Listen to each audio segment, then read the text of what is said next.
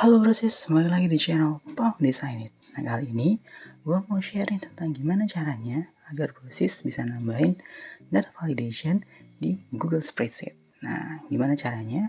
Gampang banget. Nah sebelumnya bantu support channel gue dengan cara like, comment, share, and subscribe channel ini. Nah gak lama lagi langsung kita bahas. Kuy. Nah sebelumnya nih brosis harus sesuaiin dulu nih, tentuin dulu mau apa. Mau gimana nih format yang dibutuhkan. Nah gue perlu tanggal outlet, status outlet, dan jam buka outlet. Nah gini, jadi kan misalkan kita udah briefing ya si penanggung jawabnya bahwa kita maunya dia ngisi kayak gini gitu sesuai format yang kita tentukan. Tapi kadang kan dia ngisi entah lupa, entah atau belum paham, akhirnya dia ngisi sesuai dengan pengetahuannya saja atau sesuai dengan yang dia ketahui saja. Padahal itu sudah beda dengan apa yang kita inginkan. Maka dari itu, inilah fungsi dari data validation, yaitu memberikan pilihan kepada responden untuk mengisi sesuai dengan pilihan yang kita inginkan, kayak gitu. Nah, ini adalah form yang gue ingin untuk diisi sama si penanggung jawab atau respondennya nanti. Nah, contoh nih, ini yang gue pikirkan, dan langkah pertama yang harus proses siapkan adalah menyiapkan range validasi. Karena di video ini gue fokus untuk range validasi, jadi untuk formula dan lain sebagainya kita akan bahas di video selanjutnya. Yang pertama berarti siapin dulu sheet validasi range-nya yang mau digunakan. Jadi di tanggal itu gue mau masukin dari tanggal 1 sampai 30. Itulah pilihan yang tersedia bagi responden yang nanti mau ngisi. Kayak gitu. Kemudian untuk outlet itu ada 6 dan ada Pekanbaru hingga Jayapura. Kemudian status outlet itu ada buka dan tutup, dan jam buka outlet itu ada 3, dari jam 8, dari jam 9, dan juga tutup. Kayak gitu. Nah, gimana cara bikinnya? Gini, langsung kita bahas. Pertama di bagian tanggal, brosis blok dulu dari mana sampai mananya. Nah di sini kan gue maunya dari atas sampai bawah ya semuanya. Jadi gue blok semuanya, kemudian pilih data, kemudian data validation.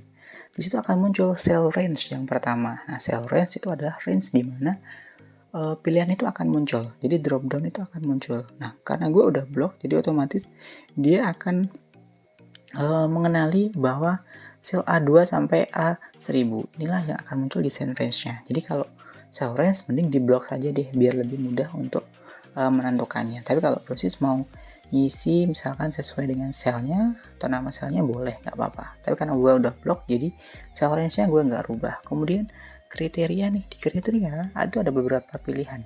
Ada list from a range sampai dengan checkbox. Nah untuk video kali ini kita fokus bahas yang list from a range ya. Kemudian selanjutnya di bagian kanannya itu ada enter a range or formula. Jadi dia tanya nih, masukin dong range atau formula pilihanmu gitu bahasanya. Nah karena kita udah punya range, tinggal proses klik di select data range, kemudian masuk di set validasi. Nah karena gue pilihannya yang gue sediain adalah 1 hingga 30 April, maka gue blok 1 sampai 30 April, kemudian klik OK. Nah, setelah klik OK, di bagian bawahnya ada pilihan nih, show drop down list in cell. Nah, mau ditunjukin dalam bentuk drop down nggak? Nah, kalau iya, centang itu. Nah, lebih baik sih, kalau menurut gue centang, biar tampilannya lebih rapi dan lebih bagus. Nah, selanjutnya ada on invalid data. Apa maksudnya? Jadi gini, kalau misalkan si responden dia udah kita kasih pilihan nih pakai data validation tapi tetap saja salah, nah nanti akan mengeluarkan warning atau notification bahwa oh itu salah. Nah tapi kalau show warning itu dia hanya memberikan informasi saja, hanya notifikasi saja, nggak mau reject inputannya karena dia salah. Nah karena kita mau agar lebih advance banget, nah kita reject inputnya. Jadi ketika salah dia akan muncul pemberitahuan bahwa dia salah dan inputannya nggak akan bisa terinput kayak gitu. Jadi saran gua mending pilih yang reject input kayak gitu.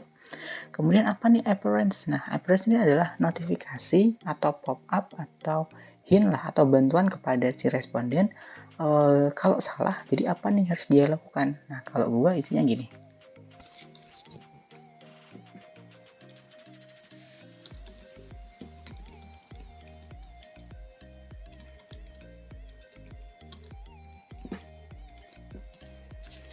Nah, untuk appearance itu bisa sebenarnya disesuaikan dengan keinginan. Jadi nggak harus sama dengan seperti yang gue bikin, tapi bisa disesuaikan dengan keinginan. Kalau gue isinya isi sesuai tanggal yang ditentukan, kayak gitu. Jadi pop up-nya, notifikasinya nanti akan muncul kayak gitu. Setelah itu pilih save. Nah, kita cek di dashboardnya apakah sudah ada perubahan. Nah, kan sudah ada perubahan tuh. Yang awalnya nggak ada drop down, sudah ada drop down dan muncul pilihannya. Nah, pilihannya ini bisa dipilih sesuai tanggal yang ditentukan, kayak gitu. Nah, andai kata nih, kita sudah pilih gini, kemudian misalkan si responden dia ngetik sendiri tuh, nggak pilih pilihan misalkan sampai Aprilnya 2. Dia akan muncul kayak gini, notifikasi yang kita bahas kayak tadi, pop-up-nya, isi sesuai tanggal yang ditentukan. Ini adalah fungsi dari reject input dan juga appearance tadi. Inputnya akan di reject, jadi dia akan nggak bisa jadi. Nah, kemudian dia akan memberikan notifikasi. Contoh nih, dia isi cuma 09, enter. Kenapa jadi? Karena dia ada pilihan. Tapi misalkan dia isi April, ini banyak tuh. Dia di sini di bagian sel yang tadi kita input itu tetap kosong karena di reject inputnya, dan muncullah appearance atau pop up atau notifikasi yang memberitahukan bahwa isi sesuai tanggal yang ditentukan gitu. Jadi dia bisa ngisi, bisa milih kayak gitu. Kemudian bagaimana dengan outletnya? Sama juga caranya. Jadi karena gue mau dari atas sampai bawah, gue blok dulu, masuk data, kemudian data validation, kemudian pilih range. Karena gue ininya adalah outlet ya, jadi otomatis di bagian outlet, gue pilih, gue blok, kemudian oke, reject input kalau dia salah, so validation.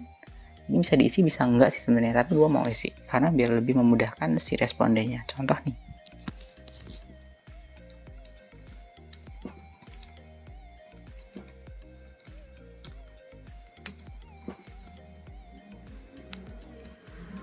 nah ini adalah contohnya selanjutnya. Jadi ketika dia dicek nih outletnya, dia munculnya adalah outlet-outlet yang disediakan. Misalkan dia ketiknya Jakarta gitu kan, misalkan atau Jakarta gitu kan, ini enter, dia akan di reject kayak gitu.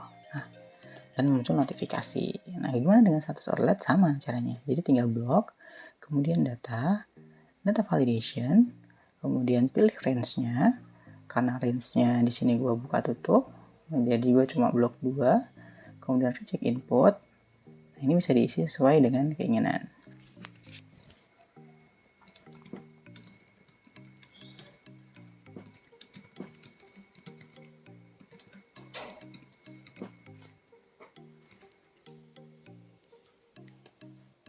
Nah, kemudian sama, ini akan kita lihat di status outlet, dia akan muncul buka tutup. Gimana dengan jam outletnya? Sama juga. Jadi blok semua dulu, pilih data validation, kemudian pilih range-nya. Di sini range-nya adalah 3 ini, jadi blok ketiganya. Oke.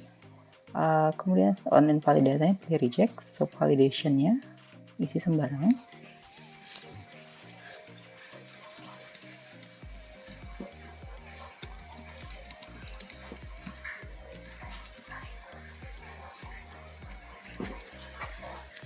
Kemudian bisa di save ya.